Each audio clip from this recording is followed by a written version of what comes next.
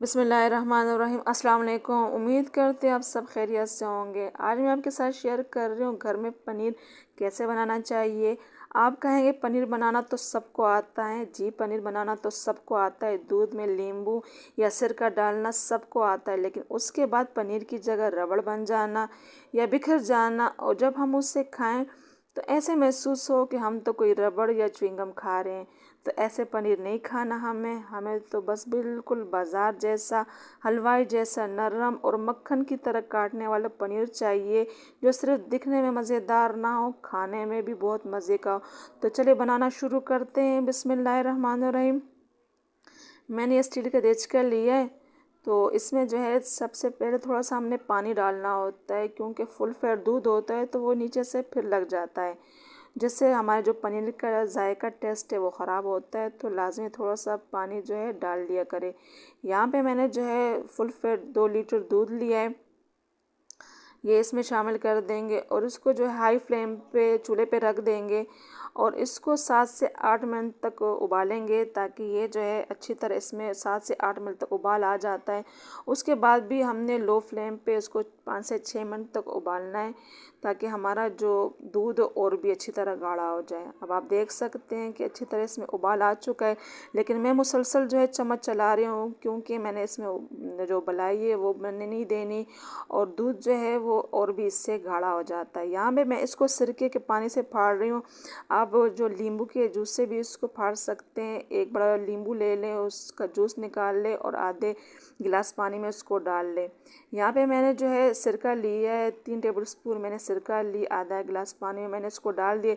Direct आपने सिरका या नींबू नहीं डालना, पानी में डालना है। तो यहाँ पे जो है अभी भी मैं उसको उबाल रही हूँ, थोड़ा सा इसको मैंने और उबाल लिया, ताकि ये जो है अच्छी तरह जो है और भी हमारा दूध गाढ़ा, इससे जो है पनीर अच्छा बनता है।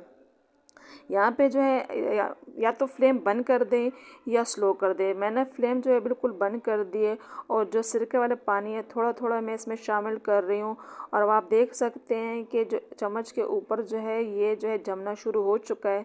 अगर इस स्टेज पे आपका जो है ये पनीर जो है जमना शुरू ना हो, इसमें ऐसे लम्स या गुठलियाँ बनने शुरू ना हो, तो आप जो है ऐसा करें कि 1 या 1.5 चम्मच सिरका पानी में डाल के इसको शामिल कर सकते हैं। तो अब आप देख सकते हैं हरा पानी अलग हो गया है और पनीर अलग हो चुका है। तो कोशिश कीजिए कि फुल फैट दूध लें, उसका पनीर एक तो बहुत अच्छा बनता है और दूसरा ज़्यादा भी बनता है। तकरीबन 2 लीटर दूध से जो है 400 ग्राम पनीर तो बन ही जाता है। तो अब इसको 1 से 2 मिनट के लिए रख देंगे, ज़्यादा नहीं, वरना ये जो है सख्त हो जाएगा फिर गर्म पानी में। अब आप देख सकते हैं कि 2 मिनट के बाद जो है ये बिल्कुल मक्खन की तरह जो है हमारा पनीर जो है जम चुका है। इसको जो है अब हमने छान लेना है, इस पानी से इसको अलग कर देना है। तो यहाँ पे मैंने जो है मलमल का एक कपड़ा लिया, आप कोई सा भी कपड़ा ले सकते हैं, वो मैंने छलनी के ऊपर डाल दिया है। और ये जो सारा पानी है और ये जो पनीर है ये इसके ऊपर डाल देंगे, ताकि हमारा पनीर अलग हो जाए और जो हरा पानी है वो अलग हो जाए।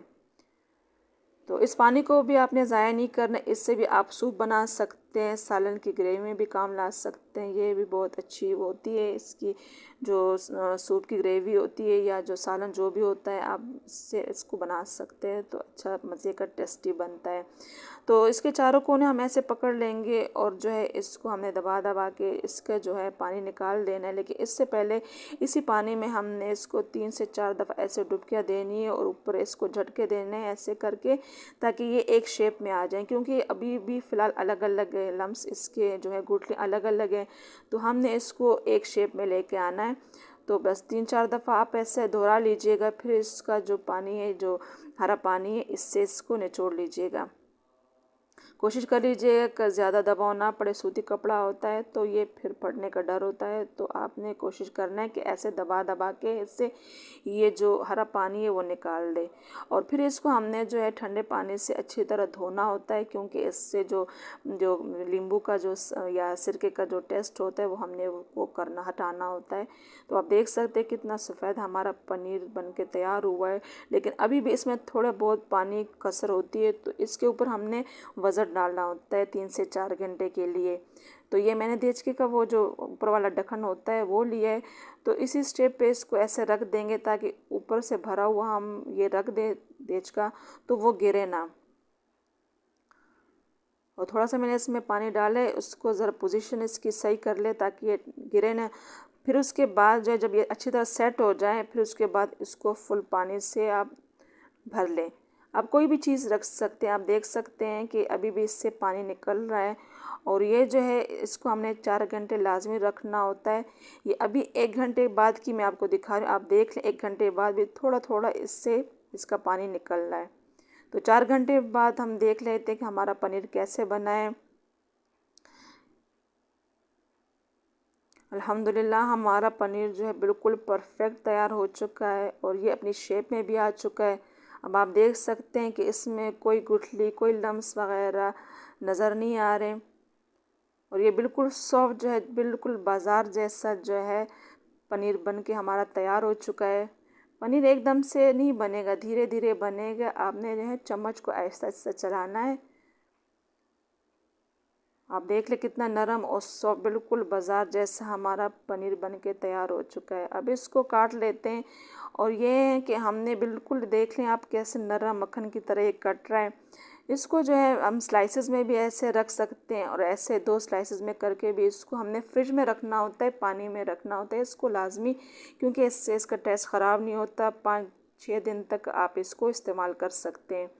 बाज़ार में भी जो है ये पानी में ही पड़ा होता है, तो उससे इसका वज़न जो है ज़्यादा हो जाता है, तो वो हमें ज़रा महंगा पड़ता है। और ये घर की बनी हुई चीज़ होती है, एक तो बिल्कुल साफ़ सुथरी होती है और दूसरी जो है बिल्कुल हमें ये सस्ते में पड़ जाती है। तो आप भी ज़रूर इस रेसिपी को ट्राई कीजिएगा। आप देख सकते हैं कि कैसे हमारी जो है सॉफ्ट जो है पनीर बन के तैयार हो चुका है। बिल्कुल जब मैं इसको दबा रही हूँ तो आपके सामने कितने मज़े का हमारा पनीर बन के तैयार हो चुका है। इसको मैंने पानी में रख दिया है। अब इसको आप 5 से 6 दिन तक इस्तेमाल कर सकते हैं। तो उम्मीद है कि आज की वीडियो आपको पसंद आई होगी। अगर पसंद आई है तो वीडियो को लाइक और शेयर करना ना भूलें और फैमिली मेम्बर्स के साथ ज़रूर शेयर कीजिएगा। Thanks for watching.